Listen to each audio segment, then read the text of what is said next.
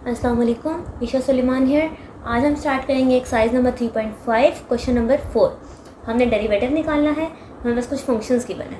ये मैंने यहाँ पर कुछ फार्मूलाज लिखे हैं। पहला फार्मूला तो ln ऑफ एक्स का है, जो हम ऑलरेडी पढ़ चुके हैं कि अगर log ऑफ एक्स आ जाए तो हम 1/x लिखते हैं और फिर उसी फंक्शन का डेरिवेटिव लेते हैं। और ये सारे फार्मूलाज हैं हाइपरबोलिक फंक्शन के। हमारे इस क्वेश्चन में हाइपरबोलिक फंक्शन भी आ रहे हैं, तो उनके डेरिवेटिव्स के फार्मूलाज मैंने यहाँ पर लिखे हैं। आप इसे बुक से भी कंपेयर और टैली कर सकते हैं। ओके, सो हमारा फंक्शन है y is equal to log of x plus 3 का क्यूब। सबसे पहले मैंने इस पर डेरिवेटिव अप्लाई किया, d/dx of log x plus 2 की पावर 3। सो लॉग का डेरिवेटिव हमने क्या पढ़ा हुआ है कि हम 1 फंक्शन लिखते हैं और फिर उसी फंक्शन का डेरिवेटिव भी ले लेते हैं। ठीक, सो 1 + 2 का क्यूब। अब जब इस पे डेरिवेटिव लेना है तो सबसे पहले कौन सा रूल लगेगा? Yes, power rule. ये 3 एज इट इज और x + 2 की पावर में से एक नंबर माइनस और फिर इसी फंक्शन का अगेन डेरिवेटिव। ये हमारा पावर रूल हो गया। सो 1/x + 2 का क्यूब, x + 2 की पावर 2। ओके, x का डेरिवेटिव 1, 2 का डेरिवेटिव 0। सो ये 2 टर्म्स है, ये 3 टर्म्स हैं। ये दोनों वाले कैंसिल होंगे, यहाँ पे सिर्फ 1 रह गया, नीचे सिर्फ और सिर्फ एक टर्म रह गई। So this is our required answer of part number A. यहाँ पर 3 भी आता है, ये वाला 3 as it is. So 3/x + 2। Part number B, y is equal to cos hyperbolic 3x। हम इस पर डेरिवेटिव अप्लाई करते हैं। ओके जी, हमें ये बात पता है कि कोस हाइपरबोलिक का डेरिवेटिव जो होता है वो होता है साइन हाइपरबोलिक 3x। लेकिन जो हमारे साथ ये फंक्शन या एंगल होता है, इसका डेरिवेटिव दोबारा लेते हैं। सो 3x का derivative 3 sine hyperbolic 3x। This is our answer. ये एक शॉर्ट सा हमारा पार्ट था, part number B. Part number C, sine hyperbolic inverse of cos x. अब यहाँ पर इन्वर्सेस आ गए जो कि हम यहाँ से फार्मूलाज पढ़ेंगे। सबसे पहले तो मैंने इस पर डेरिवेटिव अप्लाई किया। ओके जी, साइन हाइपरबोलिक इन्वर्स का फार्मूला हमने ये वाला पढ़ा है, 1/√x² + 1। लेकिन यहाँ पर x नहीं लिखूंगी, x जगह जो फंक्शन है वो लिखूंगी। तो कौन सा फंक्शन है? Cos x. सो मेरे पास बेसिकली बन जाएगा 1/√cos² x + 1। अब हमें ये बात पता है कि अगर एंगल में x के अलावा कुछ भी होता है तो उस फंक्शन का डेरिवेटिव दोबारा लेते होते हैं। सो d/dx ऑफ cos x। अब बताएं cos x का डेरिवेटिव क्या होता है? Yes, minus sine x divided by √1 + cos² x।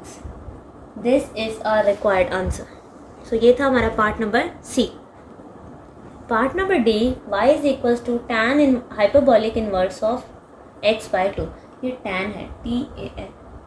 ठीक है, सो tan हाइपरबोलिक का फॉर्मूला हमने ये पढ़ा, 1/1 - x²। x जगह क्या लिखेंगे? x/2। सबसे पहले तो मैं इस पर डेरिवेटिव अप्लाई कर देती हूँ, d/dx of tan hyperbolic inverse of x/2। Okay जी, इसके फार्मूला के अकॉर्डिंग हम लिखते होते हैं 1/1 - x²। और हमें ये बात पता है कि एंगल या जो भी इसके अंदर फंक्शन की वैल्यू है वो अगर x के अलावा है तो हम उसका डेरिवेटिव भी लेते हैं। और x का हम इसलिए नहीं लेते क्योंकि x का डेरिवेटिव हमेशा 1 होता है। अब हमारे पास क्या हुआ? x/2 का होल स्क्वायर क्या होता है? x²/4 और x/2 का डेरिवेटिव 1/2। यहाँ पर हम क्या ले लेंगे? एलसीएम। सो 1/4 - x²/4 × 1/2। अब ये बात हमें पता है, जो चीज़ डिनोमिनेटर के डिनोमिनेटर में होती है वो ऊपर आ जाती है। So 4/4 - x² 1/2। So we are left with 2/4 - x²। This is our required answer of part number D. Part number E, y is equal to ln of cot hyperbolic x। सबसे पहले इस पर डेरिवेटिव अप्लाई करते हैं।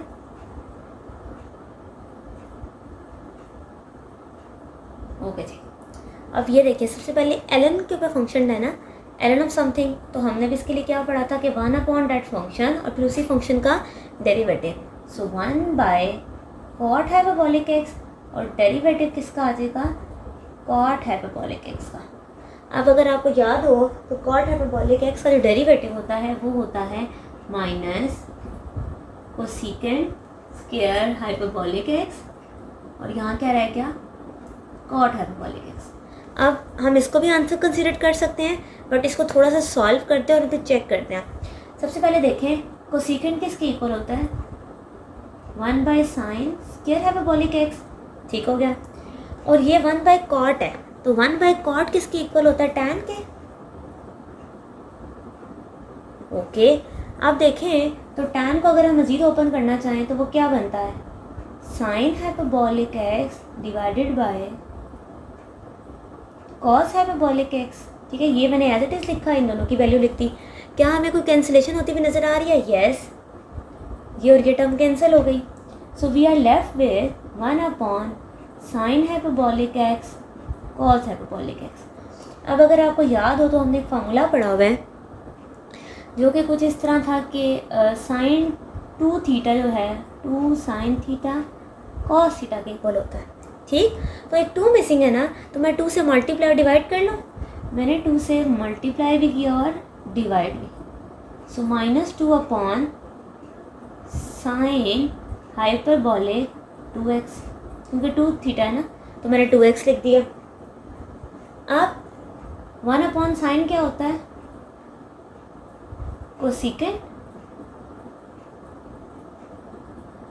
हम इसको इस form में भी लिख सकते हैं, आप इसमें से कोई भी फॉर्म इसको आंसर में लिख सकते हैं। तो ये था हमारा पार्ट नंबर ई। ओके जी, part number F, y is equals to x cos hyperbolic inverse of x minus under the root x square minus 1, ठीक है। सबसे पहला स्टेप डेरिवेटिव अप्लाई करते हैं, dy by D x of x cos hyperbolic inverse of x minus x square minus 1 की power 1/2। इन दो function आपस में क्या हो रहे हैं, मल्टीप्लाई, तो इस पे कौन सा रूल लगेगा, product rule, yes. X as it is derivative of cos hyperbolic of x plus cos hyperbolic of x as it is, और एक्स का डेरिवेटिव माइनस। अब यहाँ पर देखें एक्स स्क्वायर माइनस 1 के ऊपर अंडर रूट था तो मैंने पावर क्या कर दी 1/2। सो अब यहाँ पर कौन सा रूल लगने वाला है, power rule. So 1/2 as it is, x square minus 1 की पावर में क्या आ जाएगा -1/2, क्योंकि 1/2 में से जब 1 माइनस करेंगे तो -1/2, और साथ डेरिवेटिव किसका आ जाएगा, एक्स स्क्वायर माइनस 1 का। ओके जी, cos hyperbolic inverse of x, इसका डेरिवेटिव ये यहाँ से हम लिख सकते हैं, 1 लिख भी ले चलें, एक्स स्क्वायर माइनस 1, ठीक, प्लस एक्स का डेरिवेटिव 1 होता है, ये टर्म एज इट इज़ आ गई, माइनस, ये माइनस है तो नीचे जाके पॉजिटिव हो जाएगी, और क्योंकि 1/2 है तो मैंने अंडर रूट दोबारा लिख लिया। ओके जी, सो एक्स स्क्वायर का डेरिवेटिव 2x, 1 का डेरिवेटिव 0, तो हमारे पास आ गया x by under root x square minus 1 cos hyperbolic minus x by under root x square minus 1। तो अगर आप देखा जाए फर्स्ट और लास्ट टर्म दोनों एक जैसी हैं, विद डिफरेंट साइन, ये और ये cancel, we are left with cos hyperbolic inverse of x. This is a required answer of part number F. So ये था हमारा क्वेश्चन नंबर 4। क्वेश्चन नंबर 5 अगर देखा जाए तो उसके अंदर हमारे पास एक स्टेटमेंट गिवन है कि एक रिसर्च ग्रुप है जो हमारे ब्लड प्रेशर है उसके ऊपर वर्किंग कर रहा है। सो उन्होंने हमें जो फंक्शन दिया वो है 40 + 25 ln ऑफ x + 1, और एक रेंज गिवन है कि 0 से 65 के दरमियान बात हो रही है। आपने क्या करना है कि सबसे पहले तो आपने रेट ऑफ चेंज निकालना है, ठीक है, और वो होगा मिलीमीटर्स में, यानी कि जो भी आंसर्स आने वाले हैं हमारे वो मिलीमीटर्स में लिखेंगे। आपने रेट ऑफ चेंज निकालना किस वैल्यू पर है, आफ्टर 10 ईयर्स, आफ्टर 30 ईयर्स और आफ्टर 60 ईयर्स। तो हम एक्चुअली क्या करने वाले हैं, जो भी हमारे पास फंक्शंस के आंसर आएगा वहाँ पर x की जगह 10 पुट करेंगे, 30, 60, लेकिन ये पुट करने से पहले आपको रेट ऑफ चेंज निकालना है इस फंक्शन का। सो रेट ऑफ चेंज हम किसे कहते हैं, डेरिवेटिव को। सो हम अप्लाई करते हैं, यहाँ से आंसर लिखना शुरू करते हैं। D P by D x, क्योंकि ये पी का फंक्शन है, विद रिस्पेक्ट टू एक्स इसलिए करें क्योंकि सारा फंक्शन एक्स की फॉर्म में। ओके जी। नाउ 40 एक कांस्टेंट नंबर है, कांस्टेंट नंबर का डेरिवेटिव हमारे पास क्या होता है 0। 25 एज इट इज ln का फंक्शन, अभी हमने पढ़ा ln का फंक्शन क्या होता है 1 बाय एक्स प्लस 1 और x प्लस 1 का डेरिवेटिव। ओके जी। तो यहाँ क्या आ गया 25 बाई एक्स प्लस 1 और x प्लस 1 का डेरिवेटिव क्या होता है, x का डेरिवेटिव 1 और 1 का डेरिवेटिव 0। सो एक्चुअल में हमारे पास रेट ऑफ चेंज आ गया ये। अब इसके अंदर हम पहले x की जगह 10 पुट करेंगे, फिर 30 और फिर 60। 1 बाई 1 पुट करते हैं, t is equal to 10। So 25 10 plus 1 25 by 11 2.27 millimeters। t is equal to 30 30 plus 1 31 और इन दोनों को जब हम डिवाइड करते हैं तो 0.8 मिलीमीटर। 60 ईयर्स पे चेक करते हैं, 25 60 प्लस 1 25 बाई 61। सो यहाँ से हमारे पास आंसर आएगा 0.4 millimeters। So these were all the answers at different times. T equals to 10 years, 30 years and 60 years. So ये था हमारा question number 5। Question number 6। Question number 6 ये है कि हमारे पास एक स्टेटमेंट गिवन है, वो बैक्टीरिया से रिलेटेड है कि बैक्टीरिया हर कुछ टाइम के बाद उसमें चेंजिंग आ रही है और वो कैसे आ रही है, इस फंक्शन के थ्रू 5000 इंटू 2 की पावर 2t। अब हमसे 3 चीज़ें पूछी जा रही हैं, ए प्राइम ऑफ टी। सो ये एग्जैक्ट क्वेश्चन नंबर 5 जैसा स्टेटमेंट है, 5 जैसा प्रोसीजर है कि हमने रेट ऑफ चेंज निकालना है, यानी कि डेरिवेटिव, फिर उन दोनों डेरिवेटिव्स को किसी पॉइंट पे चेक करना है, किस पे 1 और 5 पे। लास्ट क्वेश्चन में उन्होंने एग्जैक्ट लिखा हुआ था 10 ईयर्स 30 ईयर्स 60 ईयर्स। इस बार उन्होंने फॉर्म बना के दिया कि A prime at 1 A prime at 5। सबसे पहले हमें डेरिवेटिव चाहिए। सो डी ए बाय, इस बार डी टी ले रहे हैं, एक्स क्यों नहीं लिया है क्योंकि सारा वेरिएबल क्या है T. So D by D T of 5000 2 की पावर 2t। 5000 तो एक कांस्टेंट है, ये तो बाहर आ गया। 2 की पावर 2t, तो हमारे पास ए रेज़ टू पावर एक्स का डेरिवेटिव क्या होता है ना, एज इट इज़ लिखते हैं, फिर बेस का लॉग लेते हैं और पावर का डेरिवेटिव। सो 2 की power 2t as it is, ln of base यानी कि 2, डेरिवेटिव ऑफ 2t।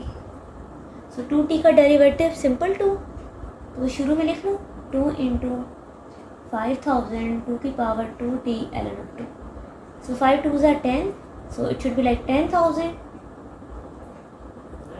ये हमारे पास आ गया रेट ऑफ चेंज, यानी कि हमने ए प्राइम ऑफ टी निकाल लिया। ये हमारे पास क्या है ए प्राइम ऑफ टी। नाउ इसकी जगह 1 पुट करेंगे और 5। सो अगर मैं टी की जगह 1 पुट करती हूँ, 10,000 2 की पावर 1 ln ऑफ 2, इसको जब हम कैलकुलेटर पे डालेंगे तो हमारे पास आंसर बनता है 27725.8 बैक्टीरिया पर आवर। ठीक है, सेम हम लोगों ने इसको 5 के लिए भी करना है। ए प्राइम ऑफ 5, सो हमारे पास आ गया 10,000 2 की power 2 into 5 ln of 2।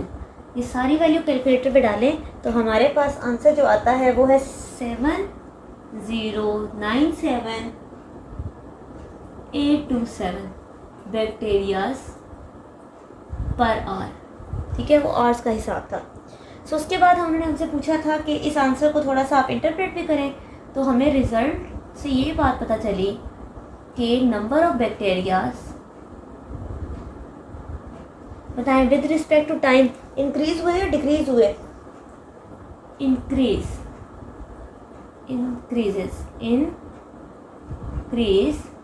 With respect to time, यानी कि जैसे जैसे टाइम बढ़ता जाया 1 से 5 पे पहुँचे हैं तो हमारे बैक्टीरियाज की जो नंबर ऑफ बैक्टीरियाज है वो बहुत ज़्यादा हो गए। सो ये था क्वेश्चन नंबर 6। क्वेश्चन नंबर 7 अगर देखा जाए तो ये हमारा है मैपल कमांड। अब क्वेश्चन ये है कि हमारे पास क्वेश्चन नंबर 3 और 4 जो हमने प्रॉपर सॉल्व किए हैं उन सब की हमने मैपल्स की कमांड लिख के बतानी है। अब मैं आपको थोड़ा सा आइडिया देती हूँ कि हमने मैपल्स की कमांड कैसे लिखनी होती है। अगर हमारे पास डिफ्रेंशिएशन के लिए लिखनी है तो हम लफ्ज़ यूज़ करते हैं DIFF। क्या यूज़ करते हैं? DIFF। इसके बाद हम अपनी पूरी ब्रैकेट के अंदर सारा फंक्शन लेके ये कॉलन से उसको स्टॉप कर देते हैं। ठीक है, ये डालना बहुत ज़रूरी है। अब बीच में फंक्शन कैसे लिखते हैं वो आपको बताती हूँ। सबसे पहले x³ अगर आपने लिखना है तो x, अगर हमने पावर लिखनी है तो हम ये हैट की पावर ऐसे सिंबल डालते हैं, हैट ऑफ 3। ठीक, x हैट ऑफ 3 सही हो गया। फिर उसके बाद हमने क्या करना है, ln of under the root x है, सो हम ln लिखेंगे। ठीक है, उसके बाद हमारे पास ब्रैकेट ओपन हो जाती है। अब हमने under the root of x लिखना है। अब अंडर रूट का बटन तो नहीं हम लिखेंगे, अंडर रूट के लिए वर्ड यूज़ होता है SQRT। ठीक है, XQRT of x bracket close, और हम यहाँ कॉमा डाल के विद रिस्पेक्ट टू लिखते हैं। अब ये सारा question with respect to x solve होगा। ठीक है, अब मैंने एक और रैंडम पार्ट लिया आपको सिर्फ समझाने के लिए। इन सब के ऊपर एक ही लॉजिक लगती है। ठीक है, सो हमारे पास y is equal to x क्या e की पावर साइन x है। अगेन सबसे पहले DIFF ब्रैकेट, x की पावर 2 है तो x कैप 2। अब ये मल्टीप्लाई हो रहा है, अच्छा अब यहाँ पे मल्टीप्लाई डाल सकते थे। एनीवेज e की पावर समथिंग, e पावर के लिए आया। अब क्योंकि फंक्शन थोड़ा बड़ा ब्रैकेट में लिख लेते हैं। साइन के आगे बाकायदा अपने एंगल के लिए ब्रैकेट लगी और इसको क्लोज करने के लिए ब्रैकेट लगी, फिर comma with respect to x comma, और ये ठीक हो गया। सो इस तरह हम लोग अपने फंक्शंस की मैपल कोड्स लिखते हैं। अब बाकी क्वेश्चंस के भी इस तरह ट्राई कर सकते हैं। सो यहाँ पर हमारा चैप्टर नंबर 3 एंड होता है।